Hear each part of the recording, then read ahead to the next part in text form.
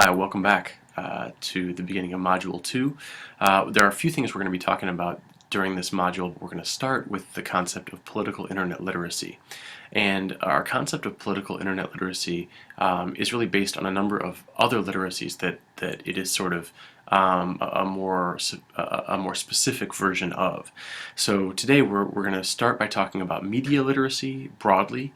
We'll talk about digital literacy, sometimes referred to as internet literacy, and then finally political internet literacy, which is something very specific when it comes to people like us that want to use new technology, want to use web-based tools in order to access and create political content.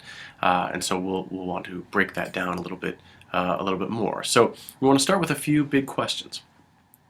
If we want to think about this more generally speaking, if we want to contextualize this, we want to start by asking what I need as an individual in order to be a good citizen. And I think that throughout American political history, throughout global political history, one of the key things that people need is information. So second, we want to consider how information and citizenship are related. Without a well-informed citizenry, it's hard to expect a very active or able polity in terms of a thriving democracy, in terms of a democratic process, in terms of potential voters or active citizens. And finally, what makes political information more or less useful? All of these are generally connected to the idea of how we access political information, how we use political information, and all of that is important when it comes to political internet literacy.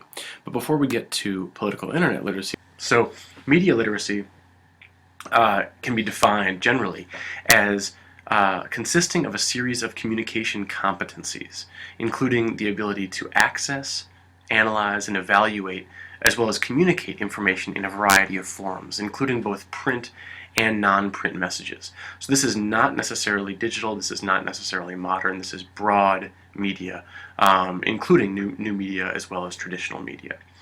In order for any of us to become successful students, responsible citizens, productive workers, competent or conscientious consumers, each individual needs to develop expertise with the increasingly sophisticated information and entertainment media that address us on a multi-sensory level every day, every week, every month.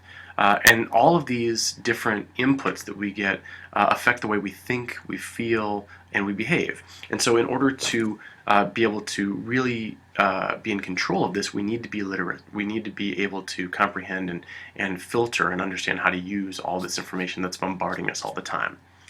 Media, as I mentioned, refers to all electronic or digital means as well as print or artistic visuals, traditional and also modern types of media. And literacy here is generally describing the ability to encode and decode symbols and to synthesize and analyze messages. Ultimately, when it comes to media literacy, when we bring that all together, it's the ability for any individual to encode and decode the symbols transmitted through media and the ability to synthesize, analyze, and produce mediated messages, meaning that we have the ability to not only understand and infer what's going on from the media that we receive, but also have the potential to create it. And when we talk about new media, especially when we talk about social media, that's something that really comes into play. The digital literacy, as another form of literacy, is more specific. It's sometimes referred to as internet literacy, and digital literacy is generally defined as the ability to use digital technology, communication tools, or networks in order to locate, evaluate, use, or create new information.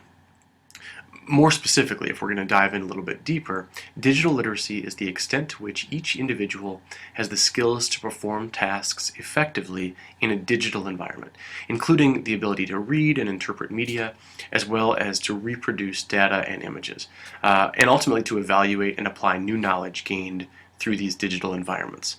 there's no doubt that something like this, something like our online class, is very relevant when it comes to digital literacy. Those people who are not digitally literate are going to be particularly frustrated with navigating, understanding, and ultimately being able to use these web-based tools. Others that are digitally literate are ultimately potentially going to thrive here. They're going to be able to use this in a more effective and efficient way than they maybe could have during a regular traditional class. That's something that we can debate and discuss throughout the course. I'm very curious to hear what you think about this, because you are, generally speaking, digital natives. Digital natives referring to those people who were born with this sort of digital internet environment already around them. You didn't have to learn this. This was something that you were just sort of socialized to understand as you've grown up in this environment. And there's no doubt that there's a difference between how you process information and, generally speaking, how you are taught. Most of you digital natives, you are able to understand digital literacy and navigate a digital environment very well, but most of the time you are not taught using any of these tools.